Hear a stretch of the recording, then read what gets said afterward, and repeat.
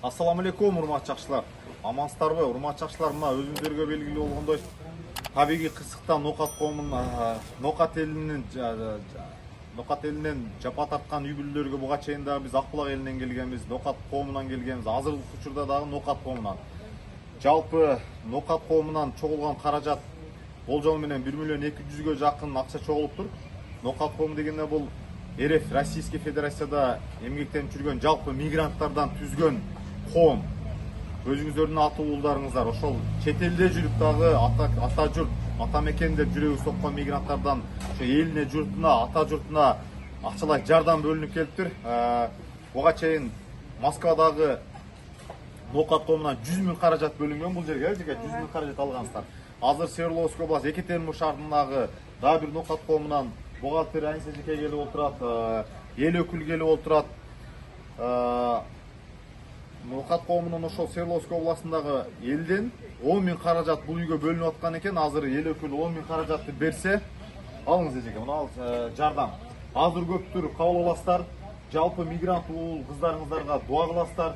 Элчилик иншалла бир үйгө келген сыноону өзүнө кокусу оор болот. Анан жапатынан жардам колсуна тургансы жеңил эле болот. Көрбөгөндө болуп кетесиздер буюрса. Элчилик буга чейин дагы келип кеткен, келе берет, дагы келет буюрса бардык нерсени жакшылап оңдоп, жакшы үй салып аласыздар. Анан ушу мигранттардын акысына дуа кылып турасыздар. Жалпы РФтеги Нокат элине ынтымак биримдик каалайбыз. Нокат коом төрагаларына, Нокат коом пайда болушуна себепкер болгон биздин Толкунбай акеге, азыркы действующий төрагасы Нургазы досубузга, Свердловский областындагы Талантбай акеге терең ыраазычылык билдиребиз.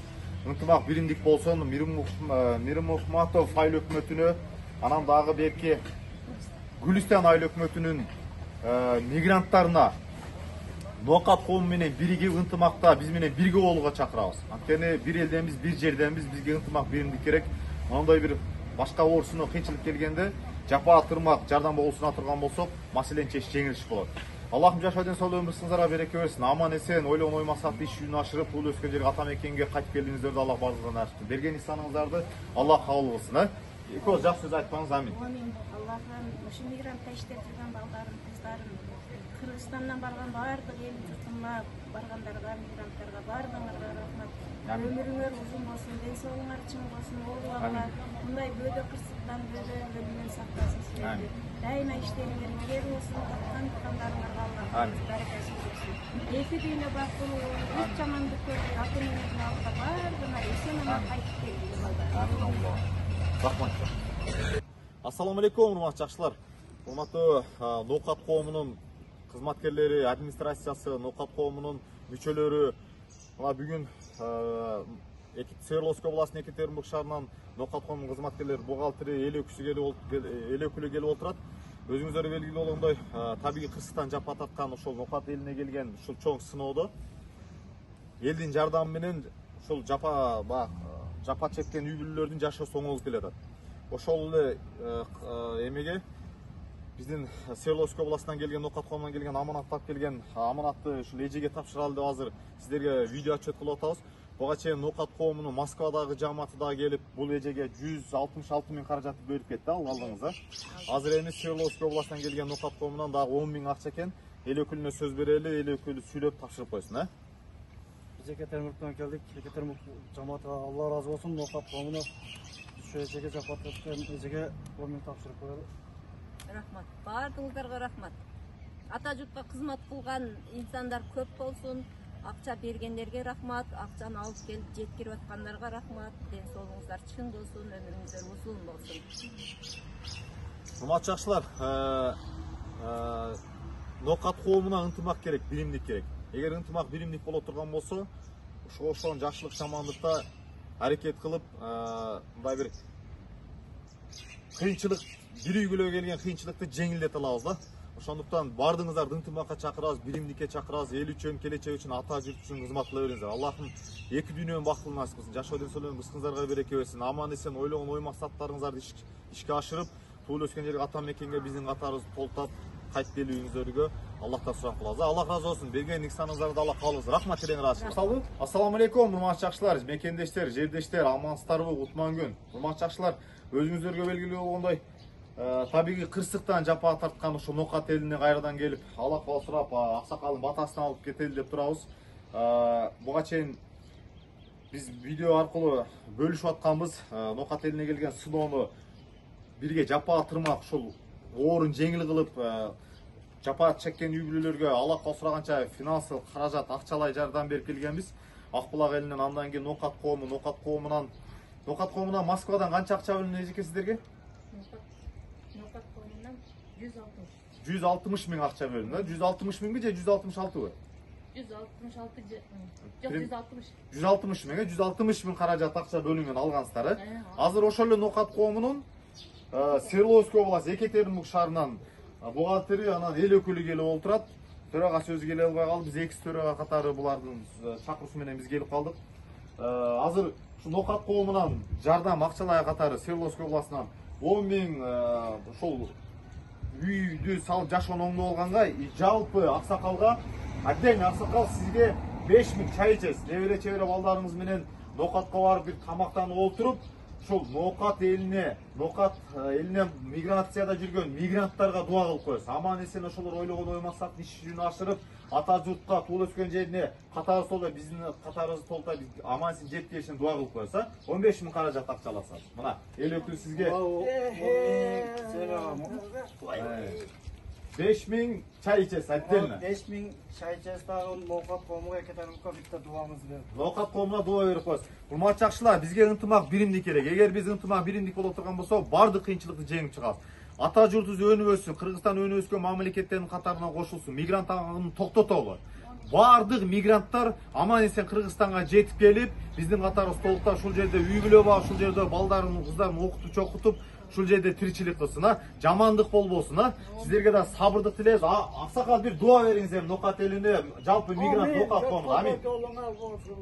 Жолдошуңар кызыл болсун. Амин. Капканга Кудай Таала барака пайыз берсин. Амин. Аллах менен кошо калсын.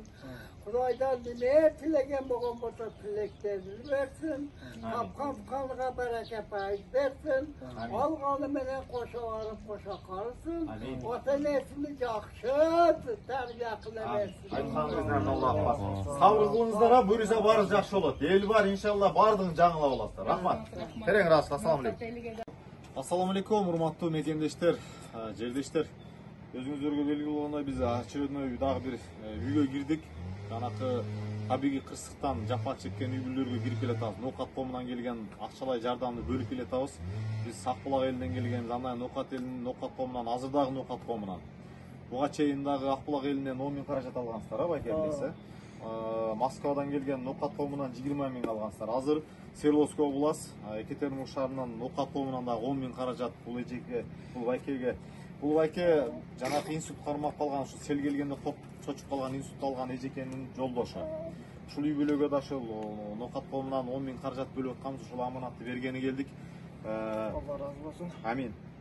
Урматтуу жакшылар, ынтымак биримдикке чакырабыз. Жалпы Российский Федерацияда жүргөн мигрант, нокаттык мигрант, ол жолу менен 80 миң, 100 миңге жакын нокаттык РФте мигрант болуп жүрөт. Москва областында эле 60 миңге чукул нокаттык мигранттар бар. Особенно Мир Махмудов айыл өкмөтү, Гүлистан айыл өкмөтүнүн мигранттарына кайрылуу жасайт. Сураныч, мигрант болуп жүргөндөн кийин бардыгыбыз бир элден бир жерденбиз. Ошол Нокат районуна караштуу, ушул эки азыркы жогоруда айтылып өткөн эки айыл өкмөттүн мигранттары Нокат коомуна биз менен бирге ошол азыр жалпысына 72ге чукул айыл бириккен. Сиздер да келип кошулуп биз менен бирге ынтымак биримдик боло турган болсо, бизде коомдо мүчөнүн саны көп болсо, ушундай маселелерди чечиш жеңил болот. Жардамга көбүрөөк акча бөлүш. Биздин максат ата журтка кызмат кылыш, элге, журтка. Ошол Россияда жүрүп дагы канчалаган баягы мигранттардын муктаждыгын чечип атабыз. Ушундай маселе чечиш жеңил болуш үчүн сиздерди биз менен бирге болууга чакырык жасап атабыз. Ынтымакка, биримдикке келип, ушу Нокат коому менен биз менен бирге болууга чакырабыз. Азыр 10 миң каражатты берели, кабыл алыңыздар. Бул 10 миң каражат. Бул сыноо, сабыр кылабыз. Аллахым берген шифаны мээнети бериши да, шифаны бериши да, шифасын кайра алуучу дагы Аллах. Алланын жерден шаңы көтөрүлөт, Жакшы болуп кетсин. Ошол жалпы мигранттардын дуасына, акысына дуа кылып туруңуздар. Мамлекет жер берет экен, акчалай каражат бөлүп берет экен. Буюрса бул жерден көчүп кетип жакшы үй, жакшы жашоон башталат деп. Бир элге Нокат коомунун мүчөлөрүнө дуа бериңиз. Амин. Amin. Maşa kalada жүргөн бала чакалар, ел журттар тынч аманда болсун, десантта болсун. Аллахым бардыгы сабыр берсин. Амин. Мынау ооруп жаткандарга, үйлөргө чекилгендерге Аллахым сабыр берсин. Амин. Allah razı olsun, урматтуу жакшылар, бар болуңуздар, тынч болуңуздар. Ассаламу алейкум. Ассаламу алейкум, кыргыз элим, урматтуу жакшылар. Биз дагы башка үйгө келдик. Өткөн жол зиярат кылып келгенибизде бул үйгө бул жагынан сел түшкөн эмес болчу да. Кече болду эжеке, азыр? Именно кече. 18'de keç oldu. 18'de. Бүгүн 20'сы, 18'inde повторный сел келип атат. Биз аз дагы ылдый жакты видео кылабыз. Биринчи сел келгенде нар жагынан жууп кеткен. Кече 18'de келген бул жагынан да жууп кетиптир да.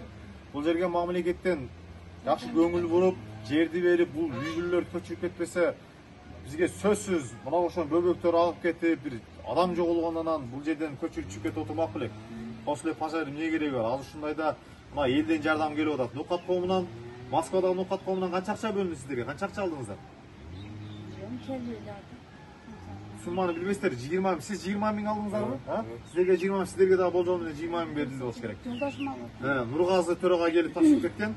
Азыр Нокат коомунун башка филиалы, Свердловская область Екатеринбург Нокат коомунун бухгалтер келип отурат, төрага өзү келе албай калды, ынтымак айыл өкмөтүнүн эл өкүлү келип отурат. Ушул элибизге, журтубузга келген кыйынчылыкка жардамга кол суналы деп кайдыгер карап четте жүрө албай, мигрант болсо дагы сыртта жүрүп да жүрөк атам экен Кыргызстан деп согуп, элим жерим деп согуп, мына патриоттук сезим менен ушул мигрант уул кыздарыңыздар жардамга кол сунуп отурат. Азыр сиздерге ар бириңиздерге 10 миңден каражат эки үй-бүлөгө сразу беребиз. Бир эле видео отчет кылабыз. Буну тура түшүнүңүздөр, элге отчет бериш максатында. Кайдыгер карабаган ата уулдар көп. Иншалла элдин жардамы менен буйруса мамлекет дагы жер бөлүп бере турган болсо, мамлекет жардамы, элдин жардамы менен сөзсүз түрдө жакшы үй салып көчүп кетесиздер. Жашоо ушун менен токтоп калбайт, алдыга карап кадам таштап кете беребиз. Жалпы мигранттарга дуа кылыңыздар. Ушулар тала түздө бөтөн эл, бөтөн жерде ата мекендин эгемендүүлүктүн бир туугандын достук кадыр баркына жеткен үчүн Кыргызстан ата мекен, ата журт бат-баттан өнөбүз экен деп кайдыгерге карабай жардамга кол сунуп атайын мал жан басып курбандык кылып келип отуруп. Ар бирине дуа кылып турасыздар да. 10 миңден экөөнө бөлүп бериңиздер. Мына 10 миң, сиздерге 10 миң. Эки үй бүлөгө 10 миң, бул байкенин үй үстүндөгү үй, үйдөн кыскара кылыш максатында экөөнү бириктирип атабыз. Кыргызстаныбыз өнүп өскөн мамлекеттердин катарына кошулсун, амансын. Журтубузда тынччылык, топчулук, молчулук болсун. Аллах бөдө жамандыктан алыс кылсын. Мигранттардын жашоо деңсаулык өмүр рызкысына береке берсин. Аман эсен ойлогон ой максаттарын иш жүзүнө ашырып, бул өскөн жерге, ата журтка биздин катарыбыз аман эсен келип кошулушун насип кылсын. Мигранттар, Алла разы болсун. Мирим Мухматов айыл өкмөтү менен Гүлүстан айыл өкмөтүнүн элине, жалпы Москвада, Еревте жүргөн, Российский Федерацияда жүргөн мигранттардын бардыгын Нокат коомуна ынтымакка биримдикке келип, биз менен бирге болууга чакырып жасайбыз. Алла разы болсун. Ассаламу алейкум. Дуа берип коесузбу? Бир сиз расыл билип коюңуз. Жалпы. Амин. Бере бериңиз.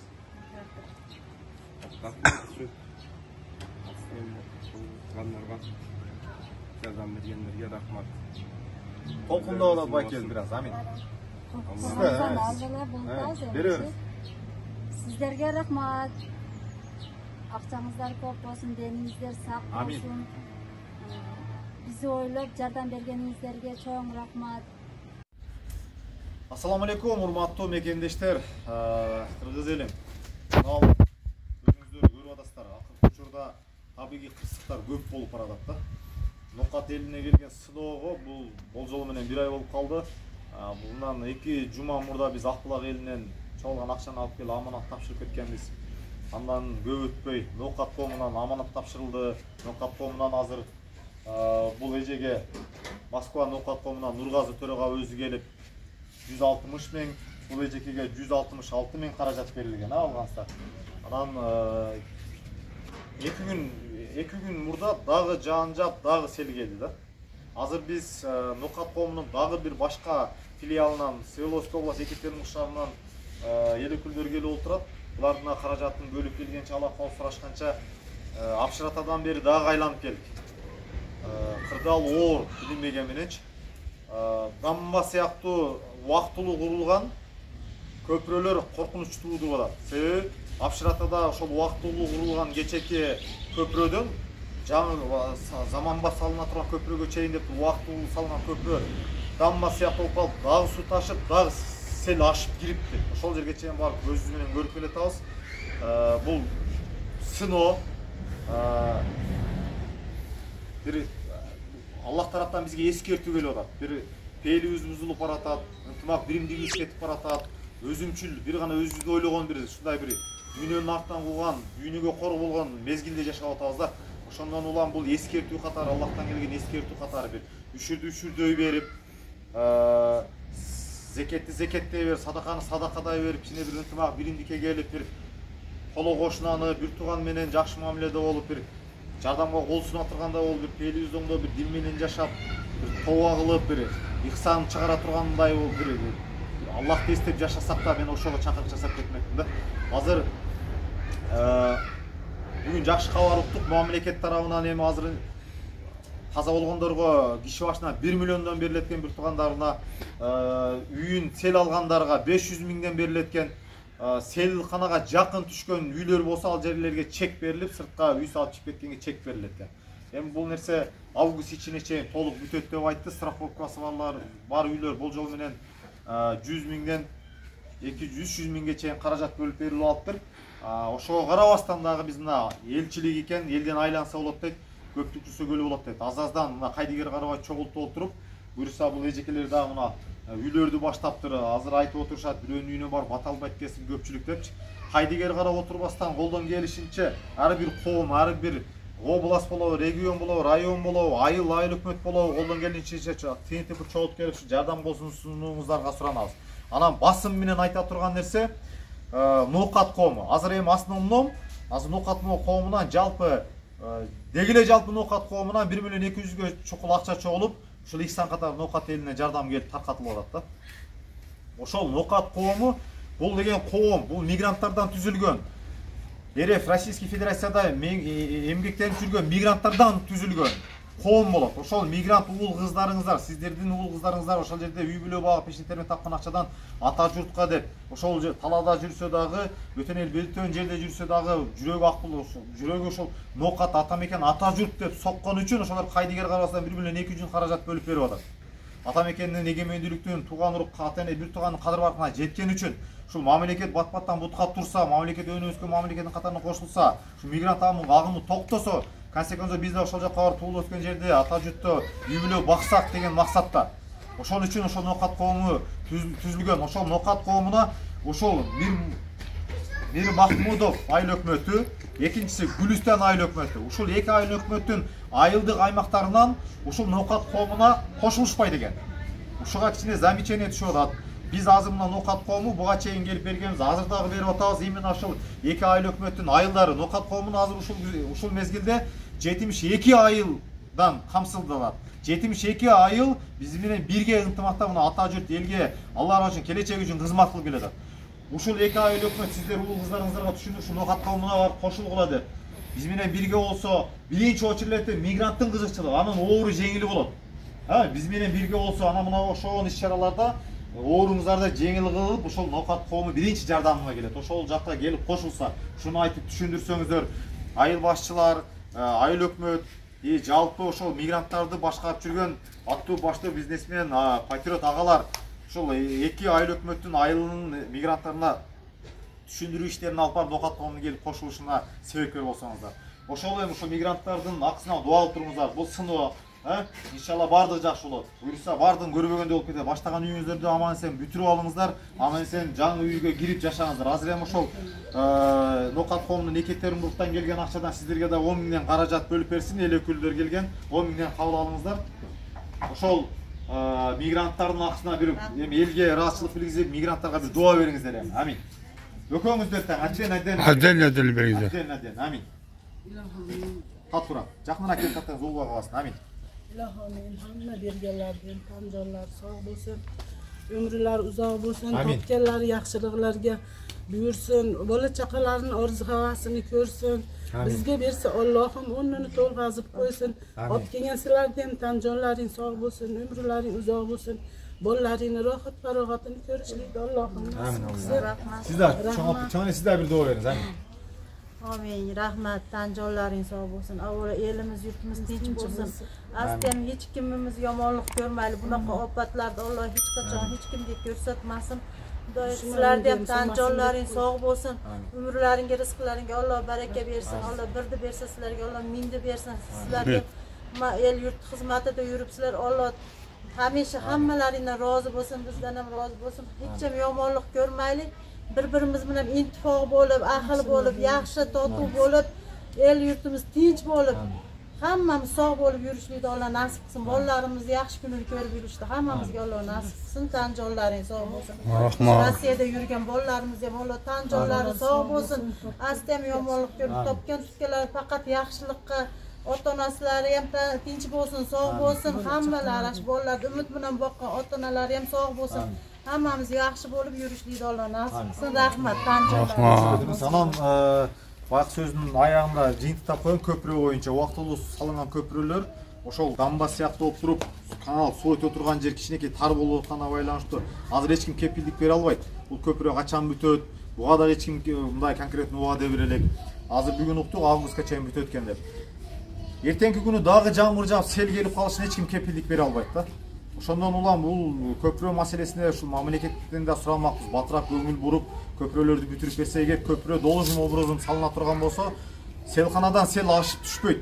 Ошол көпүрөлөр туура эмес салынгандыгынан, дамба сыяктуу бир турбаларды коюп койгондуктан тал теректер келип туруп, суу өтө албайт, чогулуп туруп үйлөрдү сел басып, мынатып карапайым эл жапа тартып отурат да.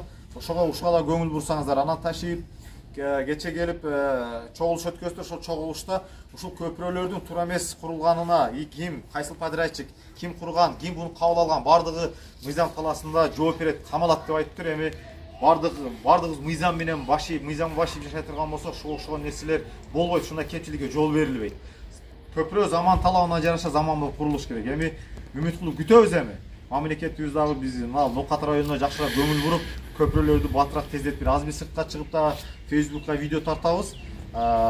Ушул кезге чейин алдыга жылбай турат да. Уже 1 ай болуп атат, турабы? 1 ай болуп атат, көпүрө жылбай турат да. Ушул кезге чейин. Деле йоотады я тууба кылдым, шулар неме иштипайды деймин да. Себебин билбейбиз. Мына жашоочулар, мына менин сөзүмдү подтверждать этип атат. Турат. Азыр биз 1 ай мурун, 1 ай, почти бүгүн 20-сыбы 3 жума мурун сел келген болсо 3 жумадан бери турат. Азыр почти 4-4 жума, 1 ай болот. Өзгөрүү жок, ошол бойдон турабы? Кече сел келип дагы шоголдоп турушты колос, өлүкке. Мына элге неме булмасын. Кече сел келген экен, төгүлгөн жолду кайрадан бузуп тур, дагы дамба болуп ашып кетпесин деп, ушул нерсенин не кереги бар? Чоң бир мамлекетке бир көпүрө салып коюш, бул чоң бир маселе жаратпаш керек. Пайдыгердиктен эле болуп атат деп ойлойбуз да. Эми айла жок, күтөбүз. Суранабыз Нокат районунда ошол көпүрө маселесине мамлекет батыраак көңүл буруп берсе. Макул, тынч болуңуздар, Алла разы болсун.